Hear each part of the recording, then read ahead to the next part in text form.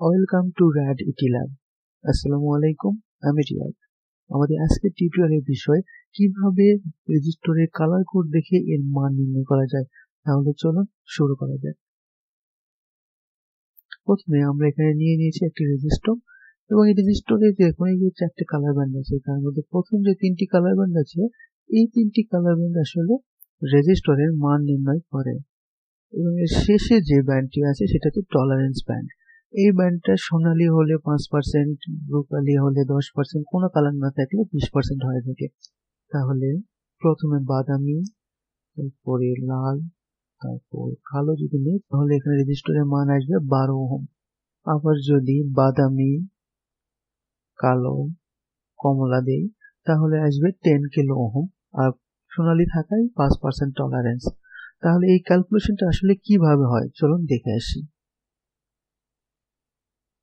এখানে একটি অজানা রেজিস্টর নিয়েছি, আর এই যে দেখুন নিচে অনেকগুলো কালার ব্যান্ড আছে, কালো থেকে সাদা পর্যন্ত। আসলে এগুলো 0 থেকে 9 পর্যন্ত গণনা করে। তাহলে এবার আসি ক্যালকুলেশনে। ঠিক কিভাবে ক্যালকুলেশন করে এই মানটা নির্ণয় করা যায়। যেমন এখানে দেখুন প্রথমে আমি কিছু লিখে ফেলেছি। এখানে 0, 1, 2, 3, 4, 5, 6, 7, 8, 9 এভাবে হবে। তো প্রথমে আমাদের আছে ব্রাউন অর্থাৎ বাদামি, সেই জন্য 1, দ্বিতীয় কালার ব্যান্ড কালো তাই 0, তৃতীয় কালার ব্যান্ডটা অরেঞ্জ অর্থাৎ কমলা তাই 3 হয়েছে। এবং আমাদের লাস্টে সোনালী আছে অর্থাৎ টলারেন্স 5% হবে।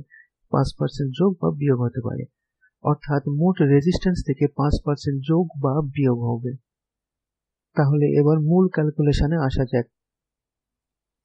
এখানে আমরা জানি resistance value equal AB into 10 to the power C। এখানে যে AB আছে, ABটা আসলে গুণ অবস্থা নয়, পাশাপাশি বসবে।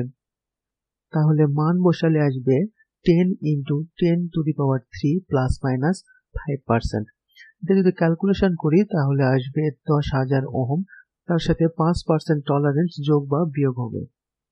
এই 10,000কে 1000 দ্বারা ভাগ করলে 10 কিলো ওহম পাওয়া যায়। টলারেন্স সহ এর মান আসবে 9500 ওহম থেকে 10,500 ওহমের মধ্যে।